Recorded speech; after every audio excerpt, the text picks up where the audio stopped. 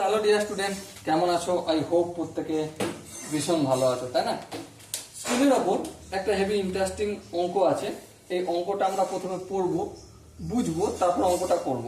ওকে, বলেছে A B O C তিনটি এমন সংখ্যা যে এই তিনটি সংখ্যার মধ্যে সম্পর্ক বলেছে বি সি এর উপর সরল সুদ এবং সি এ এর উপর সরল সুদ। নিম্নলিখিত কোনটি সর্বদা সত্য?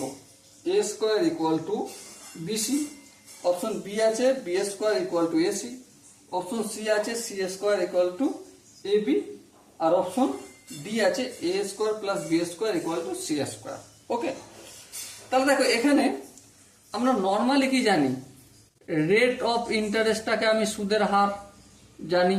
হ্যাঁ, এবার দেখো দুটো ক্ষেত্র আছে।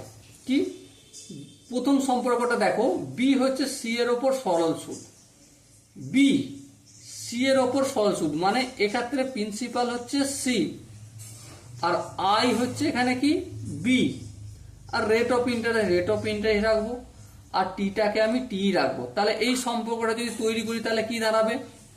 I equal to P R T by 100। হ্যাঁ ঠিক, কোনো অসুবিধা নেই। I mean interest, B, P mean principal, এখানে প্রিন্সিপাল হচ্ছে সি, সি লিখলাম, আর আর টি যেমন আছে থাক বাই 100। সিটাকে সমানের অপোজিট দিকে আনলে কি হয়ে যাবে? গুণ আছে ভাগ হবে, B by C equal to R T by 100। এটা গেল একটা সম্পর্ক। দু নম্বরটা কি বলেছিল দেখো, সি এ এর উপর সরল সুদ মানে সি হচ্ছে সুদ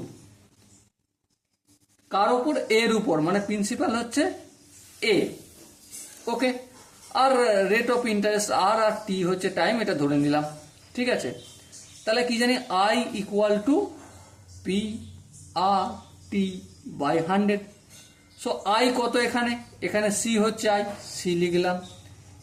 পি মিনস প্রিন্সিপাল, প্রিন্সিপাল এখানে এ লিখলাম। তারপর যেমন আর টি বাই 100 আছে লিখলাম। দেখো এখানে এটা আর টি বাই 100 এর সঙ্গে গুণের আকারে আছে, সো অপোজিট সাইডে পাঠালে কি হয়ে যাবে? ভাগ হয়ে যাবে, ভাগ করে দিলাম equal to P T by 100। দেখো এখানে তোমরা মন দিয়ে পিটি বাই 100 এর মান হচ্ছে এখানে সি বাই এ, আর পিটি বাই 100 এর মান হচ্ছে বি বাই সি। তাহলে আমরা B by C equal to C by A এই কথাটা লিখতে পারি, অবভিয়াসলি লিখতে পারি, কোনো অসুবিধা নেই। এ সমান বি হলে আর বি সমান সি হলে এ সমান তো সি হবেই, তাই না? এখানেও সেই সম্পর্কই। দেখো এবারে কি হয়, কোনাকুনি গুণ, সি এর সঙ্গে সি গুণ করলে সি স্কোয়ার, বি এর সঙ্গে এ গুণ করলে এ বি। সো আলটিমেট কোন সম্পর্কটা ঠিক হলো? C square equal to A B. সময় ডিয়ার ওয়াটসন, এখানে যে চারটে অপশন ছিল তার মধ্যে কোন অপশনটা ঠিক? Option C is the right option. Okay, আশা করি তোমরা অঙ্কের প্রতিটা স্টেপ বোঝা গেছে। কোনো জায়গায় কোনো কনফিউশন থাকলে কমেন্ট বক্স খোলা রয়েছে। ততক্ষণ পর্যন্ত ভালো থেকো, সুস্থ থাকো এবং জয় হিন্দ।